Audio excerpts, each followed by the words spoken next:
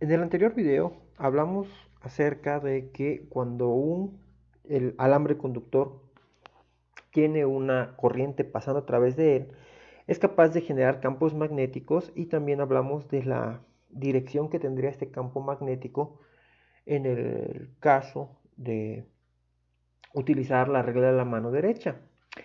Sin embargo, ¿qué pasa cuando lo estudiamos de manera contraria? Es decir, cuando tenemos un campo magnético y hacemos que una corriente pase a través o un alambre esté inmerso en ese campo magnético y pase una corriente, ¿qué es lo que va a ocurrir? Bueno, se sabe que cuando esto ocurre, el paso de la corriente a través de una región magnetizada provoca una fuerza, ¿ok?, que actúa sobre las cargas que están, digamos, eh, pasando a través de esta región. Y esta fuerza va a estar determinada como una dirección. Acuérdense que todas las fuerzas son vectores y tienen que tener, además de su magnitud, la dirección por medio de una nueva regla de la mano derecha. ¿Cuál es esta regla? Bueno, si se esquematiza aquí, uno va a poner la mano derecha con los dedos, a excepción del pulgar, apuntando hacia la dirección de la intensidad de corriente. Si esta intensidad de corriente es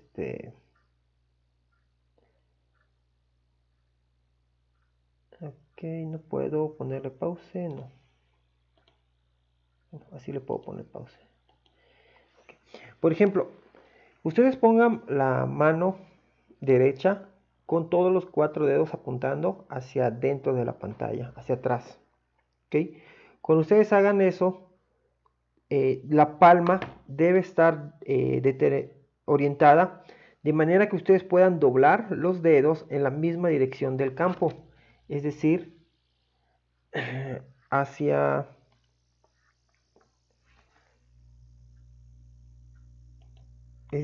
hacia este lado, ¿ok? Y cuando ustedes hagan y coloquen su palma de esa mano, hacia donde quede apuntando el pulgar, es hacia donde se dirige la fuerza. En este caso, la fuerza se dirigiría hacia abajo, ¿ok? Vamos a dejar que cambie, ¿ok? En este caso lo mismo, ustedes ponen los dedos hacia afuera de la pantalla, con la palma apuntando de manera que cuando ustedes doblen los dedos de forma natural, los dedos ahora apunten hacia la dirección del campo magnético, hacia del norte hacia el sur. Cuando ustedes hacen esto, el pulgar queda hacia arriba y en el caso de que la corriente viaje en este sentido, la fuerza que siente el alambre va a ser hacia arriba, ¿ok? Esto provoca ligeras desviaciones en el alambre, de manera que mientras este alambre esté a lo largo de este campo magnético, puede curviarse o pandearse, ya sea hacia arriba o hacia abajo, dependiendo de hacia dónde se dirijan la intensidad de corriente. Recuerden que siempre vamos a considerar que la intensidad de corriente sale del polo positivo y se dirige hacia el polo negativo.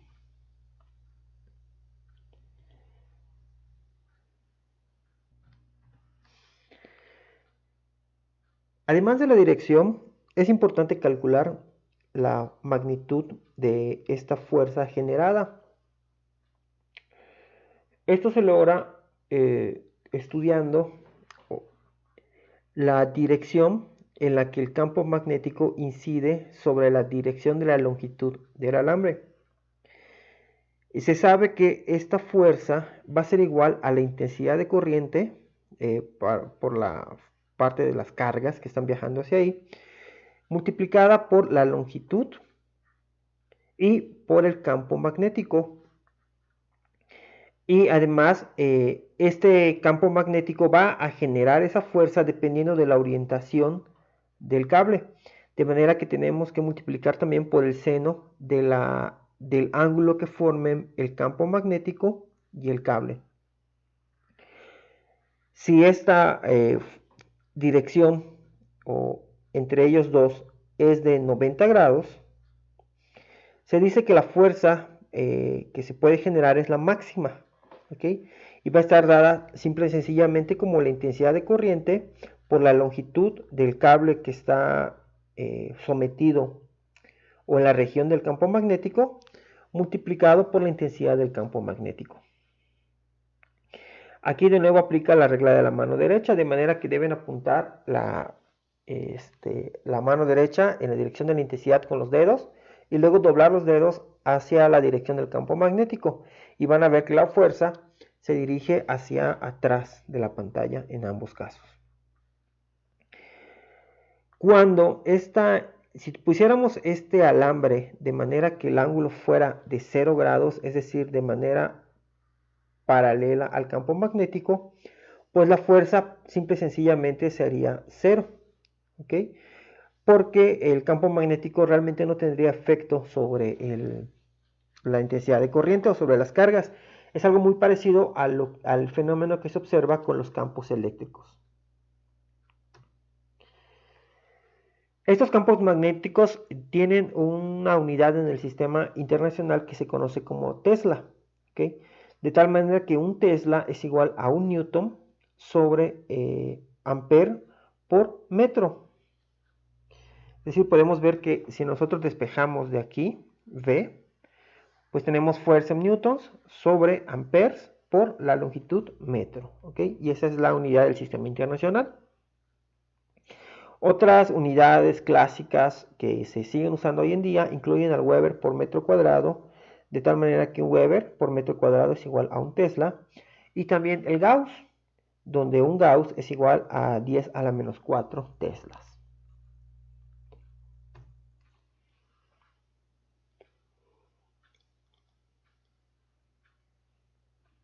Como convención, los campos magnéticos se representan en regiones planas utilizando puntas, ¿ok? O más bien puntos que representan puntas de flecha que se dirigen hacia el observador.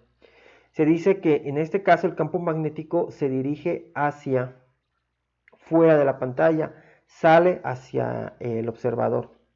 Si nosotros tuviéramos en una intensidad de corriente que en este caso viaja hacia abajo, ¿ok? Y quisiéramos utilizar la regla de la mano derecha, diríamos que la fuerza se genera hacia la derecha.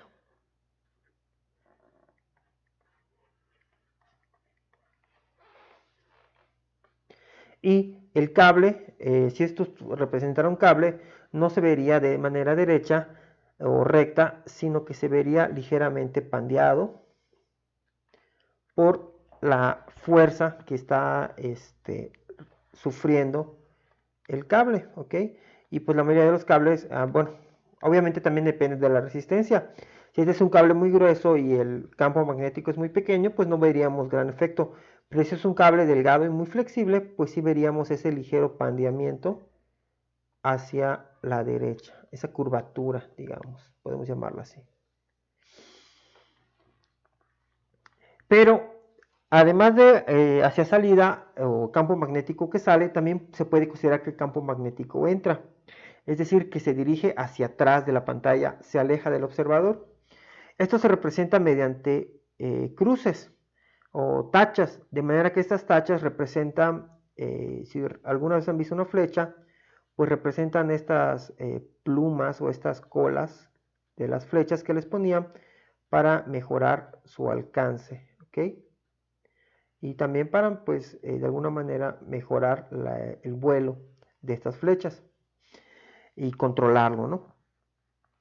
De manera que si tuviéramos en este caso que hacer el análisis de la mano derecha, poniendo la mano derecha con los dedos en dirección de la corriente y luego doblando los dedos hacia atrás de la pantalla, pues el pulgar quedaría apuntando hacia arriba, de manera que en este caso la fuerza se generaría hacia acá.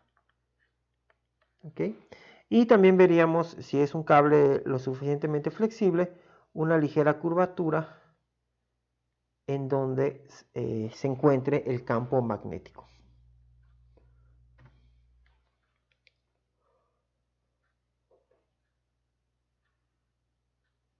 Sin embargo, no solo cuando la corriente es continua se observan estos efectos del campo magnético. Si nosotros tenemos una partícula cargada, aislada, puede ser un protón o un electrón, como vemos en estos casos, y estos electrones o protones los disparamos de manera que queden inmersos en la región del campo magnético, van a sufrir una fuerza que los va a desviar de su trayectoria. De manera que si disparamos este protón, va a tener una intensidad de corriente, como nosotros sabemos, hacia acá. ¿Okay? Más bien no una intensidad de corriente, pero va a tener más bien su corriente, bueno, su carga, se puede considerar que se dirige hacia acá. Cuando aplicamos la regla de la mano derecha, pues la fuerza que va a sufrir este protón va a ser hacia arriba, o esta carga positiva. Y al dirigirse hacia arriba, al momento de pasar por el campo magnético, va a desviarse y va a subir su trayectoria. Por el otro lado, cuando nosotros disparamos una carga negativa, que bien podría ser un electrón o cualquier otra partícula cargada negativamente, también va a ser disparada hacia una velocidad. Sin embargo, como la convención se utiliza para intensidades de corriente y cargas positivas, si nosotros intentamos aplicar otra vez la regla de la mano derecha, nos diría otra vez que la desviación es hacia arriba. Sin embargo, esto no es cierto. Se ha observado que cuando disparamos cargas negativas a través de campos magnéticos, la regla de la mano derecha no se cumple y en lugar de desviarse hacia arriba, el electrón se desvía hacia abajo, ¿ok? De manera que su trayectoria cambia de manera contraria a como cambiaría una carga positiva. Entonces, la regla de la mano derecha solo aplica para cargas positivas y para intensidades donde nosotros consideramos el viaje de la carga a partir de la terminal positiva. Y esta terminal negativa o esta protón negativo, pues no, electrón, perdón, protón negativo. Este electrón negativo, pues no cumple la regla de la mano derecha. Hay que tener muy en cuenta eso. Y bueno, si ustedes recuerdan, digamos, un proceso o un fenómeno muy similar a cuando teníamos un campo eléctrico, donde consideramos que el campo eléctrico se dirigía siempre hacia la parte negativa. De manera que cuando una carga positiva se encontraba dentro de este campo, pues se dirigía en la misma dirección del campo. Pero si nosotros intentábamos hacer esto mismo para una carga negativa, pues realmente la desviación o la fuerza que se sufría era hacia el otro lado. Es decir, este electrón subiría hacia la placa positiva. Entonces es un fenómeno muy similar a lo que observamos acá. Las cargas positivas y las cargas negativas sufren fuerzas, digamos, contrarias dentro de un mismo campo magnético. Así como se calcula la fuerza para una corriente continua o para una intensidad de corriente, nosotros sabemos que esa intensidad de corriente pues va a ser igual a la carga entre el tiempo que tarde en cruzar a través de cierta área. ¿Okay? Debemos recordar, ¿no?, que la intensidad a lo largo de un cable, pues si tomamos una muestra de cierta sección, pues es la carga que pase entre el tiempo que le tome cruzar. Ya sea un segundo, una hora o la unidad de tiempo que tomemos como base. Además, sabemos que esta carga que está siendo disparada en este caso va a tener cierta velocidad, de manera que podemos calcular esta velocidad como la distancia que recorre en el campo magnético entre el tiempo, donde sabemos que la longitud que se recorre va a ser igual a la velocidad por el tiempo. En las anteriores diapositivas, pues ya vimos que la fuerza que sufre una corriente continua es igual a la intensidad por la longitud del cable que está inmerso en el campo magnético por la magnitud del campo magnético. De manera que si sustituimos, fuerza es igual a carga entre tiempo, longitud va a ser igual a velocidad por tiempo por el campo magnético. De manera que el tiempo se puede cancelar y nos queda esta ecuación. ¿Okay? Esta ecuación es cuando tomamos el seno de teta, es cuando, como en manera muy similar a un campo eléctrico, cuando la carga ingresa al campo magnético. Vamos a poner, por ejemplo, este es un campo magnético que se dirige hacia afuera de la pantalla. Cuando la carga ingresa en un ángulo dado con el campo magnético, ¿ok? Pues esta carga va a sufrir una fuerza de alguna manera pues corregida por esta desviación, ¿no?, con la que entra. Sin embargo, si la carga entra de manera completamente perpendicular al campo magnético, vamos a poner aquí por ejemplo un electrón, pues por la regla de la mano derecha, en este caso la fuerza se va a dirigir hacia acá, se va a desviar hacia acá, perdón, porque es una carga negativa. Y no se cumple la regla de la mano derecha, es al revés. Y esta fuerza va a ser la fuerza máxima que puede sufrir en este campo magnético. Y si el campo, vamos a ponerlo igual, lo podemos poner así, el campo magnético. Entonces, el primer caso es cuando la carga entra de esta manera. Y el segundo caso es cuando la carga entra de manera completamente perpendicular. ¿Ok? Y esta es la fuerza máxima que puede sufrir una partícula cargada que atraviesa un campo magnético.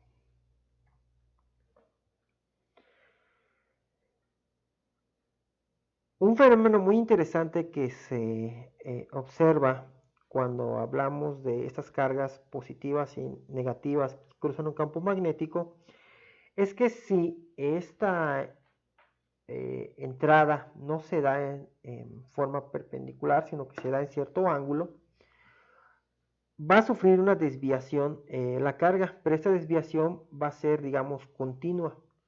¿Por qué? Porque la fuerza que está generándose va a ser siempre perpendicular al movimiento. Entonces, al ir desviándose de su movimiento, va a empezar a generar estos círculos, ¿ok? Si ustedes aplican la regla de la mano derecha, en este caso, van a ver que les diría que la fuerza es hacia afuera, pero en realidad, como es una carga negativa, se va a dirigir hacia adentro, al lado contrario. Y también podemos hacer lo mismo para una carga positiva, de manera que va a generarse también cierto movimiento circular a causa de esta fuerza de desviación. Cuando tenemos entonces una carga con dos componentes, es decir, que no se introduce al campo de manera perpendicular, sino ligeramente desviada, la velocidad en la paralela al campo, pues no va a sufrir ningún efecto y vamos a tener un movimiento constante, es decir, cada determinado tiempo se va a mover la misma distancia. Pero la componente perpendicular de esta velocidad va a sufrir este efecto de ir describiendo un círculo. ¿Okay? De manera que el efecto total de los dos movimientos va a ser la formación de una espira o de un helicoide. ¿Okay? Y este efecto siempre se va a observar cuando se disparan cargas a través de un campo magnético. Y este efecto también pues se utiliza mucho en los ciclotrones para acelerar partículas y también en muchas aplicaciones de análisis atómico o molecular, como el espectro de masas. He estado mencionando mucho el campo eléctrico de manera, digamos, semejante al campo magnético para comparar ambos fenómenos. Una carga eléctrica siempre va a estar afectada por el campo magnético y también por el campo eléctrico. De manera que la ecuación de Lorentz va a, pues de alguna manera, combinar ambos efectos, y la ecuación de Lorentz implica que la fuerza total que va a sufrir una partícula que pasa a través de un campo eléctrico, pero también a través de un campo magnético, pues va a ser nada más que la magnitud de la carga multiplicado por la sumatoria del campo eléctrico más la velocidad de ingreso por el campo magnético. ¿Okay? Por ejemplo, en este arreglo tenemos un campo eléctrico que se dirige de arriba hacia abajo, y también tenemos un campo magnético que se dirige hacia atrás de la pantalla. Si nosotros hacemos que ingrese una carga a través de estos dos campos, pues el campo eléctrico si es positiva, el campo eléctrico va a generar una fuerza que se va a dirigir hacia abajo, va a jalar a la partícula acercándola a la placa negativa. Sin embargo, por la regla de la mano derecha,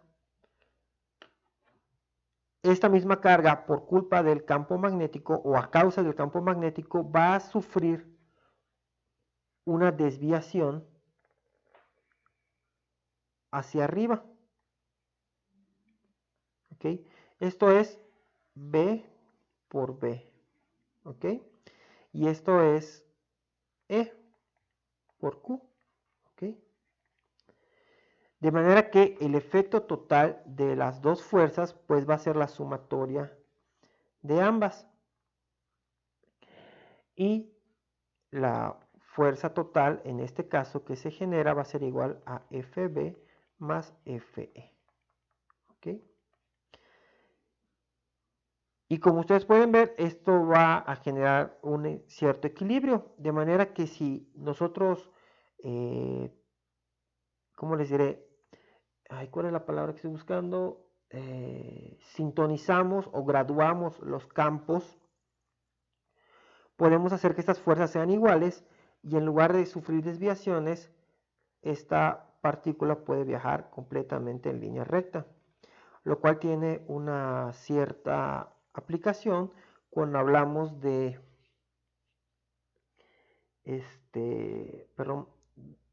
selectores de velocidades, que son muy útiles para el análisis de partículas en química y en física. Eso es todo por este video. Les veo en los siguientes, donde les voy a mostrar algunos ejemplos de aplicación de estas diferentes ecuaciones. Muchas gracias.